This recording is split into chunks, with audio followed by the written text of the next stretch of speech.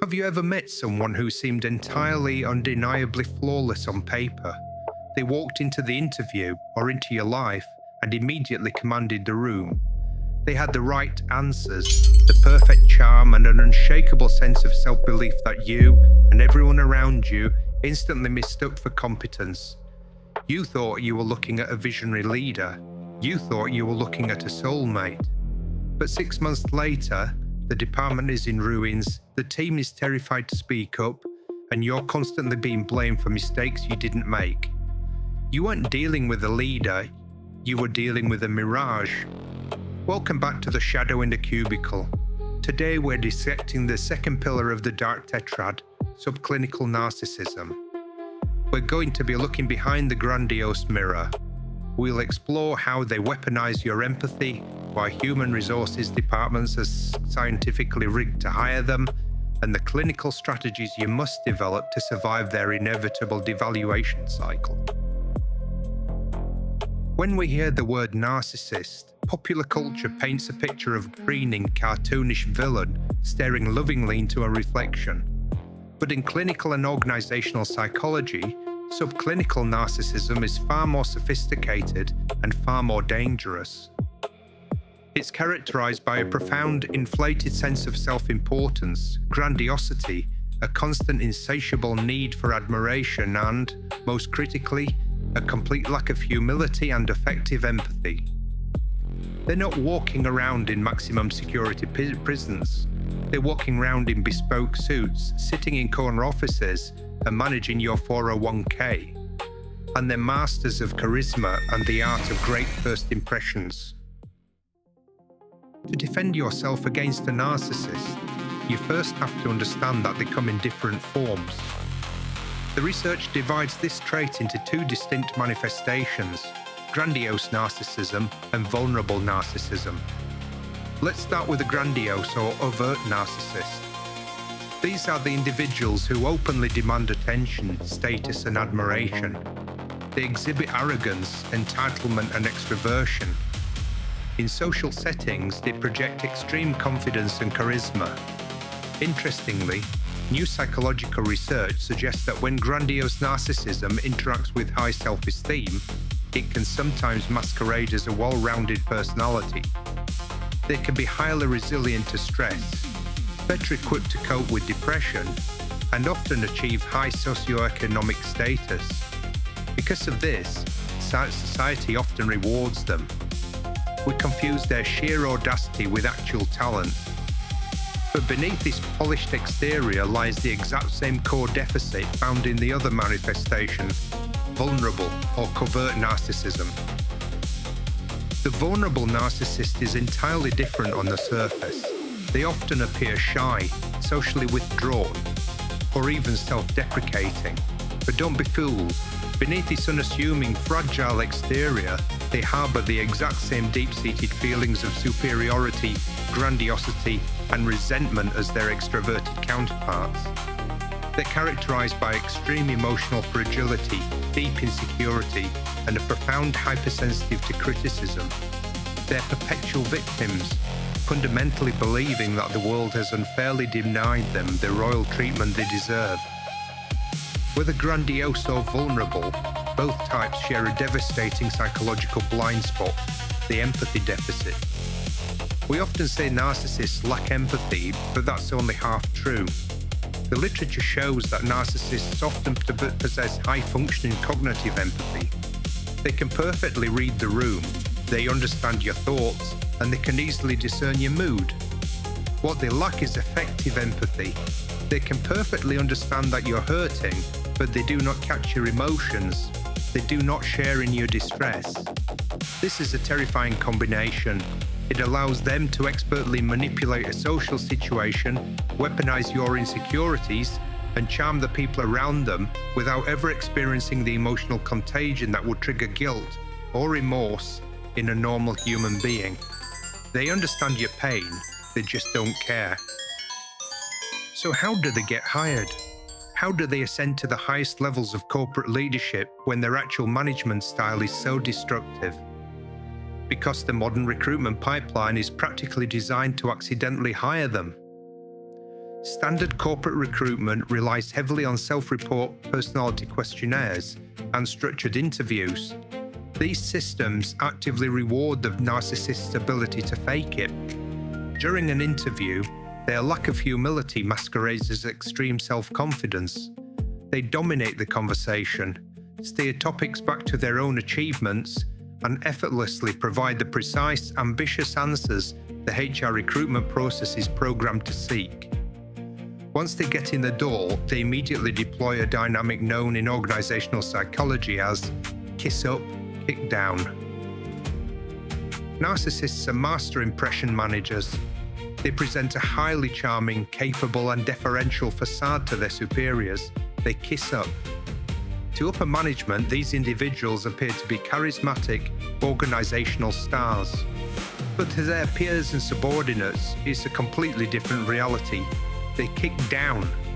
They view their colleagues not as independent contributors, but as extensions of themselves. They aggressively take credit for the team's successes and ruthlessly deflect blame for failures. This leads us to the most recognizable trait of the corporate narcissist, the "none of this is my fault" behavior.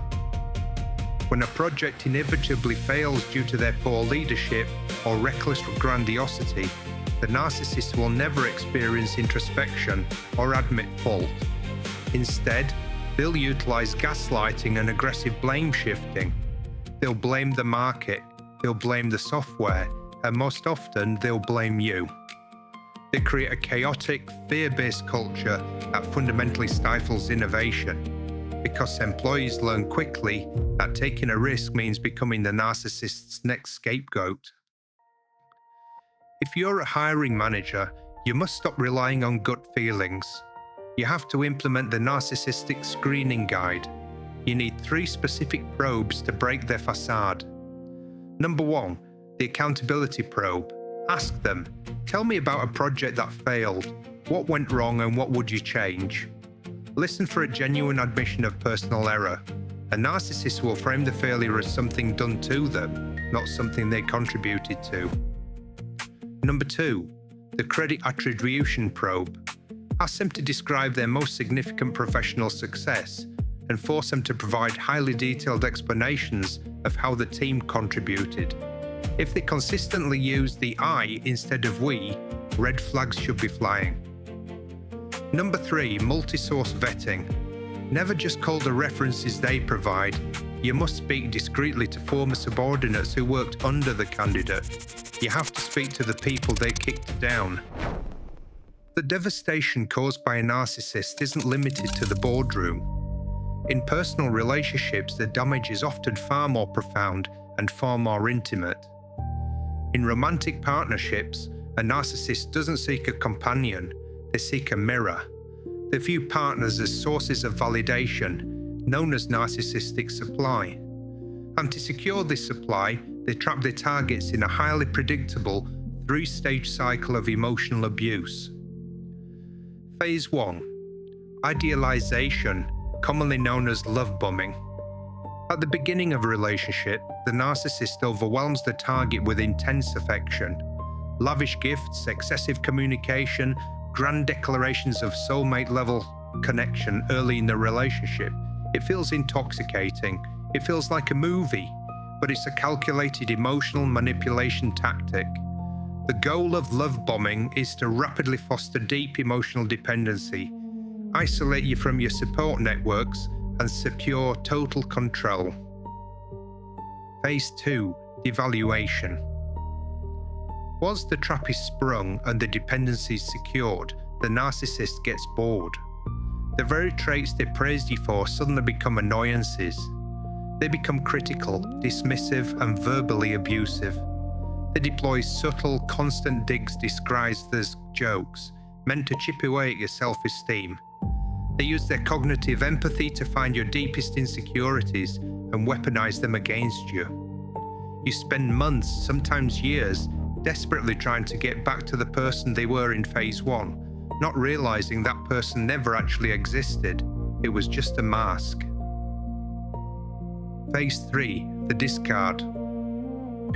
When you're emotionally exhausted and can no longer provide the high-octane ego reinforcement they demand, or when they find a shiny new source of supply, they'll discard you. And they'll do it with a callousness that will leave you questioning your own sanity. So how do you defend yourself against a narcissist? You can't cure them, you can't out-manipulate them. If you try to argue, defend yourself or seek closure, you're playing their game on their board by their rules.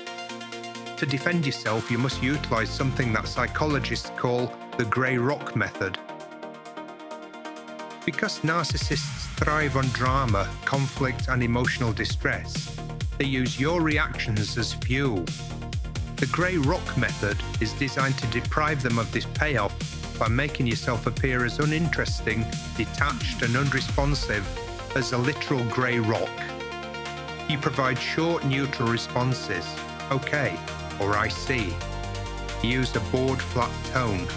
You limit eye contact. You share absolutely zero personal information or vulnerabilities that they can weaponize and exploit. When a behavior is no longer rewarded with an emotional reaction, it undergoes psychological extinction. But we're warned, you'll face an extinction outburst.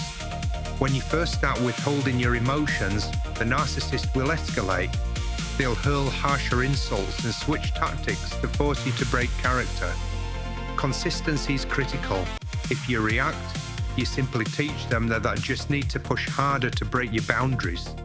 Starve them of their emotional fuel, and eventually they'll have no choice but to seek their entertainment elsewhere. Narcissism is a masterclass in illusion. It's the art of mistaking grandiosity for greatness. But once you understand the mechanics behind the mirror, the illusion shatters. Next week, we're moving to the second pillar, Machiavellianism. We're going to look at the calculated manipulators, the opportunistic cooperators who believe that the ends always justify the means. Thank you for watching. I'm Dr. Nick Kecker's digital clone, and I help out when needed. Even so, Nick researches, writes every script, records, edits, and refines every single video to ensure he can give you the best insights possible. If you like this video, please subscribe to my channel. I'll see you in the next episode of the series.